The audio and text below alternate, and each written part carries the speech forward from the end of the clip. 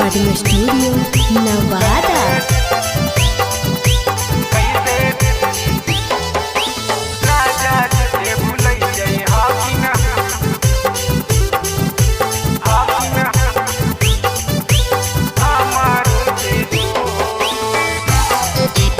Mix by Chhotelal बाबू।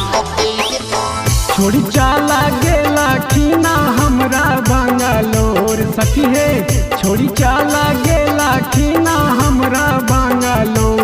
कैसे पियावा के भूलैया हाकिन हमारो से गोर, कैसे राजा जी के भूलैया हाकिन हमारो से गोर। से जिया पर उनका बिना हो नहीं भोर सखी है, से जिया पर उनका बिना हो नहीं भोर। कैसे पियावा के भूलैया हाकिन हमारो से गोर, कैसे राजा जी के भूलैया हाकिन हमारो से गोर।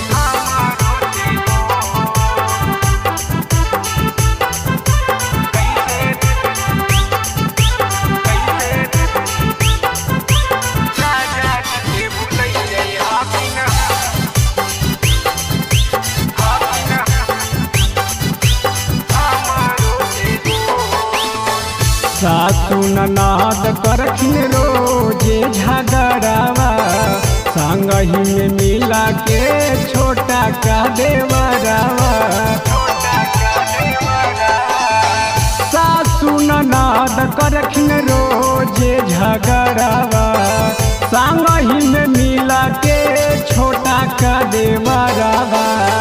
लागो है चाल जइयू ना खरा और सखी है, लागो है चाल जइयू ना खरा और।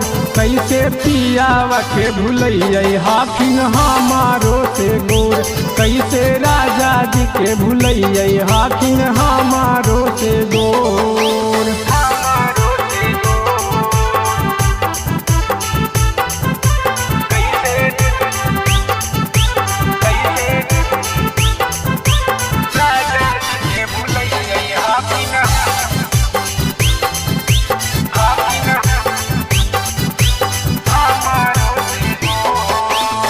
नीति पिया चाल गेलखिन हमारा के छोड़ के, हम बैठल हियै घरवा गोर के।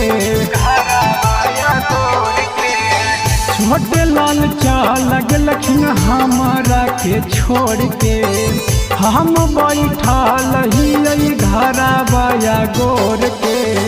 लागो है मार जइयै हमहू माथा फोड़ सकी है, लागो है मार जइयै हमहू माथा फोड़। कैसे पियावा के भूलैया हाकिन हमारो से गोर, कैसे राजा जी के भूलैया हाकिन हमारो से गोर।